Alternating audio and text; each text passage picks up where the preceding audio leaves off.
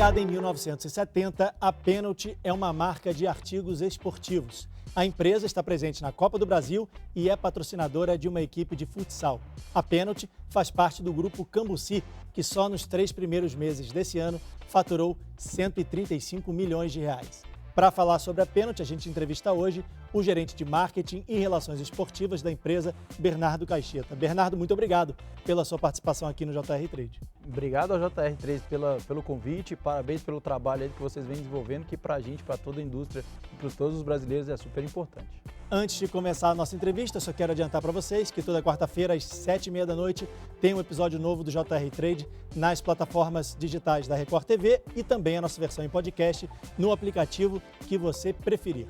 Bernardo, para começar a nossa entrevista, eu queria que você falasse um pouco da história da Pênalti. Já são 50 anos de história, né? Isso, é um orgulho muito grande para mim estar falando da história da Pênalti, uma história riquíssima que mistura com a história da indústria do esporte no Brasil e da cultura brasileira em praticar esporte. Então, começou lá atrás, né? A marca Pênalti começou há mais de 53 anos, mas a Cambuci, o Grupo Cambuci, que é detetora da marca Pênalti, tem mais de 70 anos. Começou com a Malharias Cambuci, que fabricava roupas para que você pudesse praticar esporte. E depois foi detetora da marca Pênalti, que tem uma história longuíssima aí, passou pelo futebol, a empresa passou por essa transição das grandes marcas, da invasão das grandes marcas aqui no Brasil. Então, ela superou isso e conseguiu ainda ficar na cabeça dos brasileiros. Acho que é muito por isso, porque a gente resolve um problema de quem quer praticar esporte, que é trazer produtos inovadores e com custo-benefício.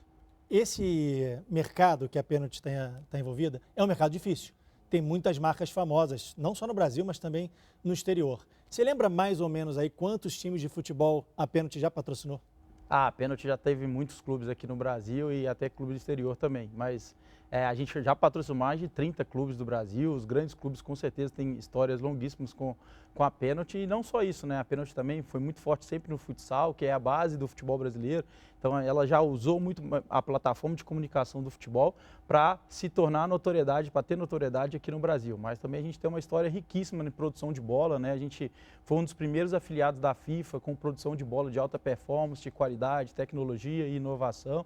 Então, essa história da Pênalti se mistura realmente com a história do esporte brasileiro. Então, assim, a gente transitou em várias áreas, sempre com core business em bola, futebol, futsal, society. Hoje, agora, o futset também é uma realidade do esporte, né?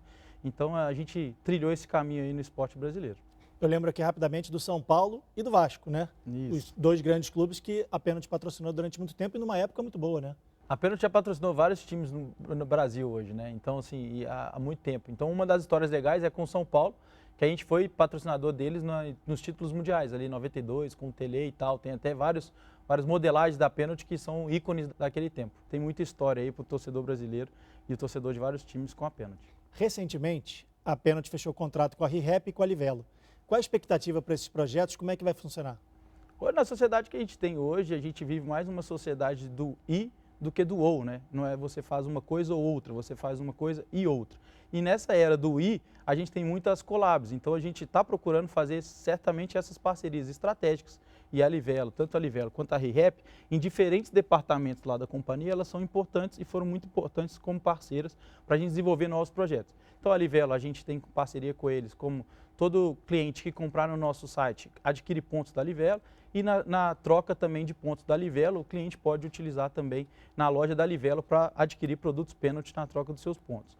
E a ReHap, pensando muito nas crianças, no público mais jovem, né? A gente já tem um trabalho muito bem feito com as crianças, porque a gente tem muita participação nas escolas, porque a gente tem bola dos esportes coletivos, de futsal, vôlei, basquete, handebol. Então a gente tem muito acesso a escolas. E como trabalhar isso também com um parceiro forte, com distribuição no Brasil todo. Então, para a gente estar na cabeça das crianças e ajudar elas nesse início, né? Que é muito importante a gente ter um produto de qualidade com as crianças. Então, assim, a gente tem uma preocupação muito grande de ter um produto que faça com que essa criança goste da prática esportiva, porque depois ela vai manter-se praticando esporte.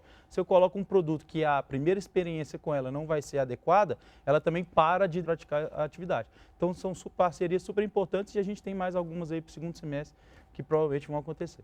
Tem o fato da criança gostar da marca também, e isso ela levar para a vida, né? Eu lembro que quando eu era criança eu usei muito pênalti para jogar futebol. Tô sendo sincero com você. É importante atingir o público jovem, as crianças primeiro? Não, com certeza. Tem vários estudos nos esportes americanos, que os esportes americanos eles buscam a concorrência das crianças, porque quando você é um expert em algo, você tem que ter 10 mil horas de prática orientada. E quando a gente tem a prática orientada, você valoriza mais aquilo que acontece. Então, por exemplo, se eu comecei desde criança a praticar tênis, a minha tendência no futuro de virar um consumidor, ela aumenta em 60%. Por quê? Porque eu sei a complexidade que é de um atleta profissional. Então, hoje, se eu nunca pratiquei tênis, eu assistir um Rafael Nadal ou um Federer jogar, eu vou achar legal. Mas se eu tiver praticado, a minha expectativa e o que eu vou achar daquilo, eu vou achar muito mais interessante. Então, eu engajo muito mais essa criança para que ele possa ser um possível consumidor. Eu não vou estar olhando só o autoatendimento. A criança pode até não vir ser um atleta profissional, mas ela vai ser um consumidor, ela vai ser um praticante, ela vai estar aliada, ela vai ser uma audiência. Então, isso é super importante para a indústria do esporte, para que a gente possa trabalhar essa criança, para que a gente acompanhe a evolução dela na indústria do esporte. Até porque o índice de crianças que se tornam profissionais é muito pequeno, né? Muito baixo. A maioria vira amador. Muito baixo. Atleta amador.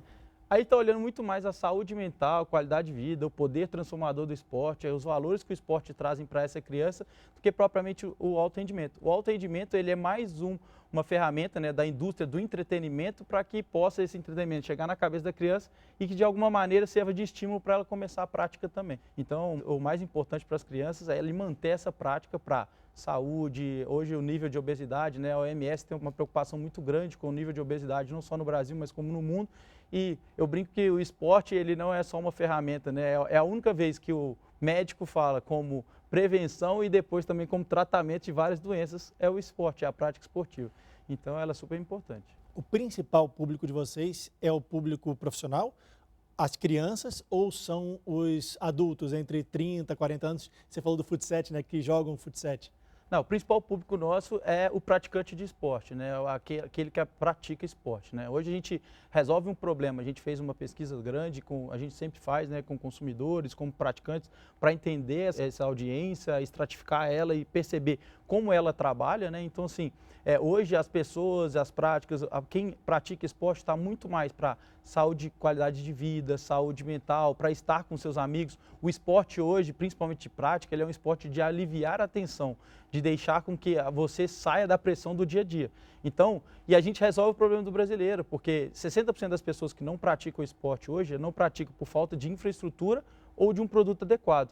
Então, o brasileiro hoje não tem um poder aquisitivo tão alto para ficar comprando produtos esportivos caros para performance. Mas sim, a gente resolve o problema dele com custo-benefício e um produto barato para que ele possa continuar a prática dele. Então, ele ter acesso a esses materiais para que ele não deixe de praticar esporte. Então, o nosso target é muito mais esse praticante. Mas, para que a gente possa trazer tecnologia e inovação para esse praticante, a gente precisa estar nas melhores ligas. Porque os atletas de alto rendimento, além de ter a atenção das pessoas, serem audiência e ser uma plataforma de comunicação para a gente, eles também são agentes, stakeholders para a gente, para que a gente faça inovação e tecnologia nos produtos. E depois a gente barateia essas tecnologias para que a gente possa apresentar também para os praticantes. Vocês patrocinam os atletas? Como é que funciona? Você escolhe um atleta para patrocinar e dá a chuteira para ele, material esportivo? Como é que funciona?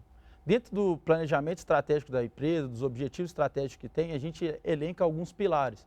E dentro desses pilares, a gente sempre teve uma formação com os atletas. Por exemplo, na sua época, como você falou que jogava futsal, tinha um tênis do Douglas, do Morruga. Então, a Penalty sempre fez essa construção dos tênis e das tecnologias com os atletas, porque é eles que estão ali no dia a dia para que eles possam ajudar a gente no desenvolvimento de produto.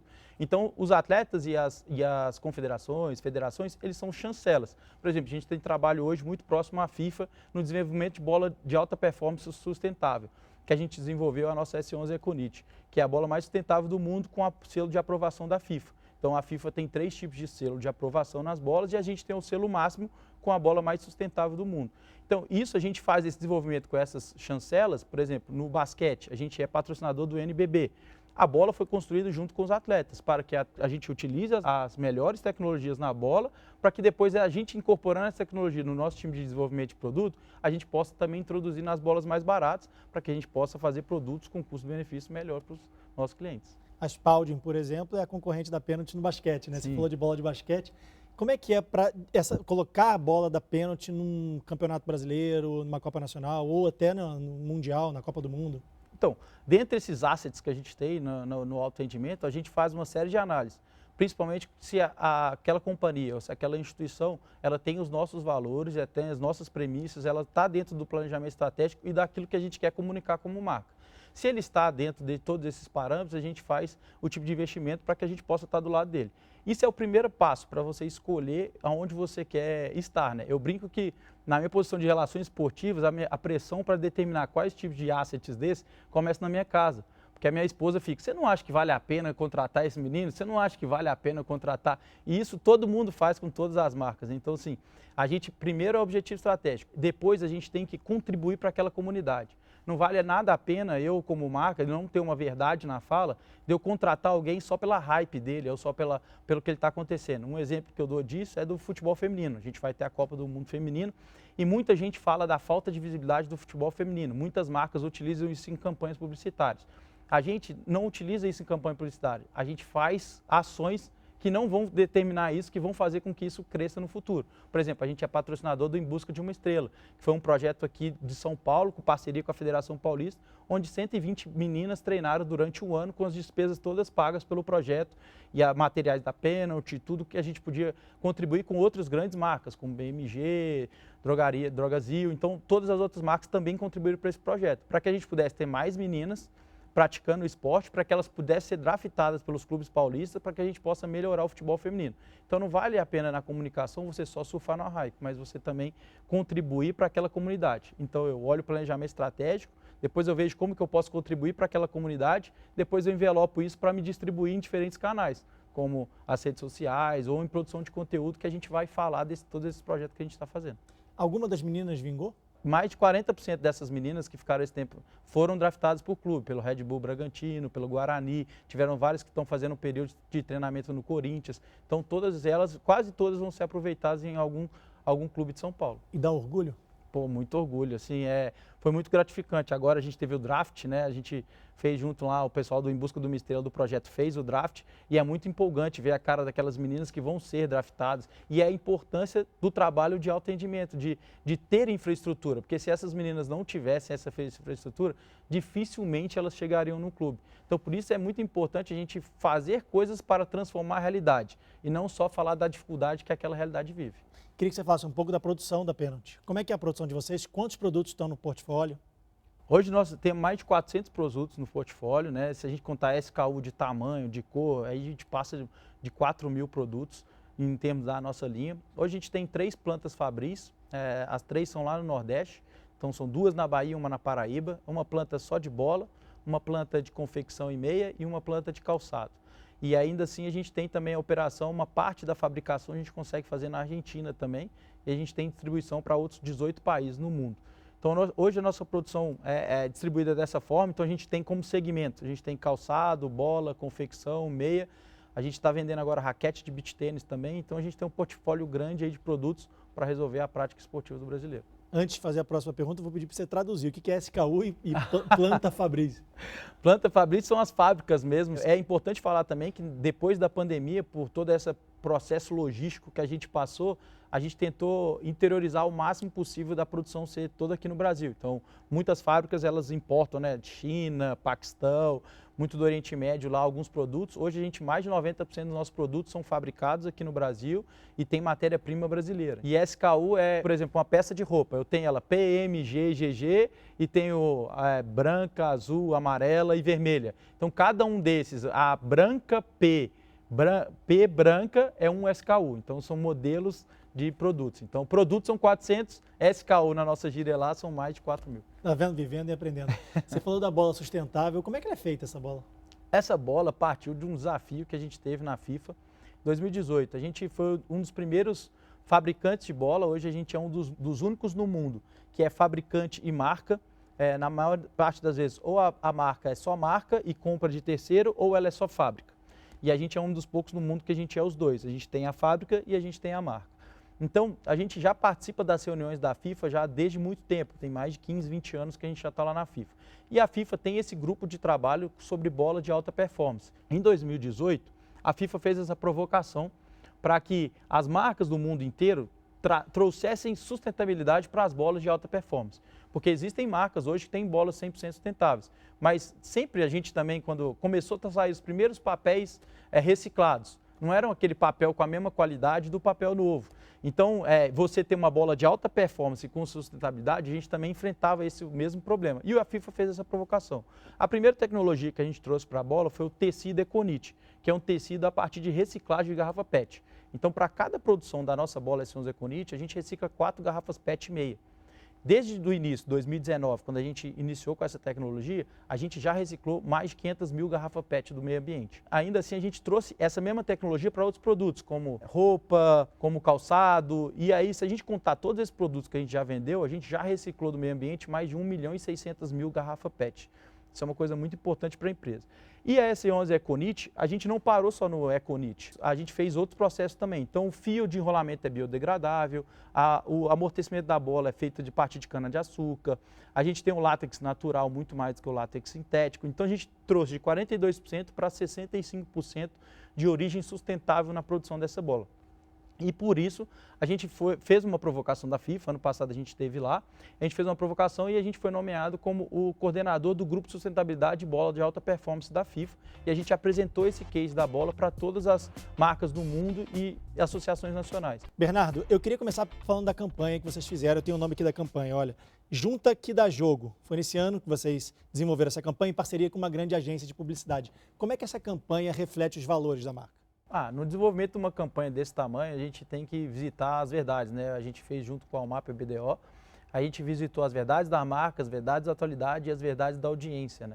E a partir disso a gente identificou algumas coisas super importantes para que a gente pudesse concluir isso numa frase só, né? No Junta que dá jogo, que é muito maior do que simplesmente a frase Junta que dá jogo, né? Então a gente viu que a gente foi entrar no interior, né, da prática esportiva, de como ela é feita, como ela é observada, quais são os costumes, os hábitos de quem pratica modalidade aqui no Brasil. E a partir disso a gente identificou que hoje as pessoas querem muito mais qualidade de vida, saúde mental, estar com seus amigos, isso que motiva elas a estar praticando esporte. Quem são os principais incentivadores delas? São as famílias e amigos. Então quem incentiva dela no dia a dia é a família e amigo. É importantíssimo o papel da escola, quando a criança vai começar no início lá da prática esportiva dela, os professores de educação física, e a partir disso a gente construiu um caminho. Um dos objetivos que a gente já conseguiu fazer com isso a gente tem um programa para professores de educação física que chamam Na Quadra, que é um programa de auxílio ao professor de educação física. Então a gente gera conteúdo para esses professores, tem uma landing page, o professor se cadastra e a gente a partir disso já gera 5 cursos gratuitos para ele de extensão de profissionais. Então eles fazem curso de capacitação. Além desse curso de capacitação, a gente produz conteúdos de 15 em 15 dias para eles dentro dessa plataforma. Então o que a gente quer gerar é uma melhor experiência para o professor de educação física para que ele consiga desenvolver melhor o seu trabalho. Porque muitas vezes a gente fala, a gente tem muito concorrente na indústria esportiva. Na verdade, hoje, quando a gente for olhar para a concorrência no esporte, a gente tem o Netflix, ou o sofá da casa, o videogame, são várias outras práticas que não seja a prática esportiva. Então, o que a gente tem que fazer é construir um caminho para que a prática esportiva seja uma política no Brasil, seja algo que a gente consiga fazer com que mais pessoas pratiquem. Porque se todo mundo que não pratica esporte começar a praticar, vai faltar marca, vai faltar produto, para que a gente possa chegar no nosso objetivo final. E falando em projetos sociais, como é que é a participação da marca em relação aos projetos sociais? A gente não pega projetos sociais de nomenclatura da marca, a gente sim pega assets de parceiros nossos. Então, por exemplo, a gente tem esse projeto social do Em Busca de uma Estrela que eu falei, que foi um projeto social que a gente fez. Ano passado também, no dia do futsal, a gente pegou 4 projetos sociais que são de comunidades próximas a gente fez doação de pares, calçado, colete, bola. Por exemplo, na Copinha, na Copa São Paulo de Futebol Júnior aqui em São Paulo, em parceria com a Federação Paulista também, a gente fez o quê? O legado da Copinha. Ou seja, a Copinha tem 34 sedes que fazem aqui no interior de São Paulo. Tá, mas ela vai lá, os times jogam e depois vai embora. E o que fica desse? Qual é o legado da Copinha? E aí a gente deu material para 34 projetos sociais se manterem funcionando durante um ano entre uma Copinha e outra, para que as sedes também pudessem ser beneficiadas. Então a gente também patrocina através disso. Mas se puder, eu estender um pouquinho num projeto que a gente fez com a NBB, que é a de basquete, que também vai um pouco de encontro da capilaridade da pênalti e de onde a gente entrega a bola. Tefé é uma cidade a 500 quilômetros de Manaus. E aí, para os meninos, tinha um projeto social lá que um professor do Rio de Janeiro, que mudou para Tefé, dava aula de basquete. E ele só dava essa aula de basquete para os meninos porque tinha uma lojinha na cidade que vendia produto da Pênalti e eles faziam aula com essa bola da Pênalti, que é a nossa bola base de pirâmide, a nossa bola mais barata da linha. E aí ele dava essa aula. E esses meninos classificaram para o estadual. E a gente filmou essa ida do estadual. Por quê? Tefé para Manaus, esses meninos foram de 36 horas de barco. Eles compraram a rede no barco. E os meninos fizeram essa viagem para ir para a disputa desse campeonato. E acabou que eles foram campeões do campeonato. E durante essa filmagem de todo esse documentário, a gente entrevistou um menino e a mãe dele. E durante essa fala, a mãe dele falou que ele ficou muito triste durante a pandemia porque o pai dele morreu de Covid. E aí o menino tomou a palavra e falou assim, eu pensei em fazer o pior várias vezes na pandemia, eu pensei em suicidar. E quem não me deixou fazer isso foram meus amigos do basquete. E foi o basquete que salvou minha vida. E aí, a partir disso, a gente consegue entender qual é o nosso papel na sociedade. O que a gente está fazendo no dia a dia, o que os nossos colaboradores, mais de 3 mil colaboradores estão fazendo. E essa história foi a que a gente conseguiu captar. Quantas outras a gente não consegue chegar na história para contar essas belas histórias. Então, quando a gente está desmotivado lá por algum motivo e que a gente quer motivar a equipe, cara, é só mostrar para eles o porquê a gente está fazendo isso. O que a gente quer fazer com a população brasileira e qual a oportunidade dos valores do esporte, do verdadeiro poder transformador do esporte. Queria que você falasse também sobre as plataformas digitais. Vou mudar um pouquinho de assunto, porque desde que a Pênalti foi criada, 50 anos atrás, o mundo mudou muito. Isso. Naquela época não tinha internet como tem hoje, não tinha essas plataformas digitais, redes sociais, enfim. Como é que a Pênalti vê essa questão das novas plataformas e como é que ela se insere nisso? Hoje eu acho que o maior ouro de todos nós é o nosso tempo. Então, o que a gente mais não tem e o que a gente sente falta é de tempo. E nessa indústria, a disputa da atenção é muito grande. Então, a gente busca muito mais entreter do que interromper.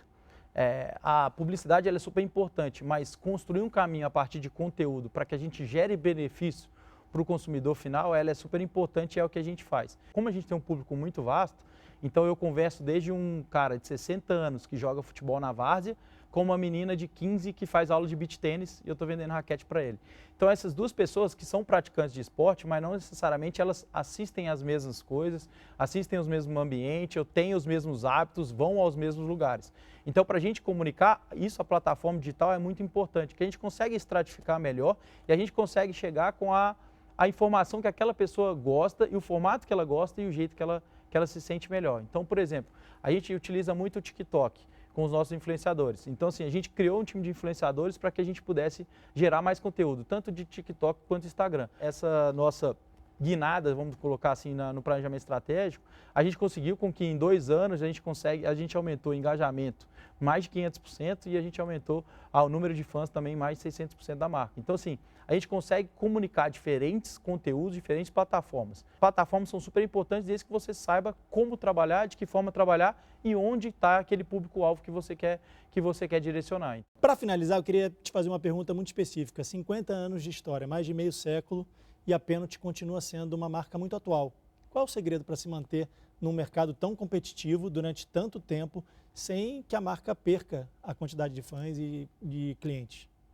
Eu acho que não tem sucesso nenhum sem a gente falar das pessoas, né? Eu acho que em nome do Sr. Roberto Steff, que é o presidente do Conselho de Administração, que está lá há tantos anos, em nome do Alexandre Schiller também, que é o CEO, eu acho que é a gestão deles com as pessoas. Eu acho que é criar um time que realmente está engajado e está focado em fazer a diferença, em contribuir tanto para o cliente CNPJ, para o cliente final. A Pênalti é pioneira muito em inovação e tecnologia nas bolas de alta performance e isso fez com que essa tecnologia também se dissimasse para toda a cadeia de produto que a gente tem. A gente tem uma cadeia de produto grande, então a gente sem sair do chão. Então, assim, hoje a gente tem uma base de pirâmide que a gente consegue atingir a maior parte da população brasileira. Não adianta nada eu fazer um produto super tecnológico que eu não consigo vender para ninguém no Brasil, para que eu não consiga chegar em ninguém. Então, é super importante que a gente tenha produto também, que a gente não abra mão da qualidade, a gente não abra mão, né, do custo-benefício, que a gente faça coisas bem feitas, com custo, com qualidade, mas que a gente possa fazer com que caiba no bolso do brasileiro, que a gente sabe como é a realidade que a gente vive.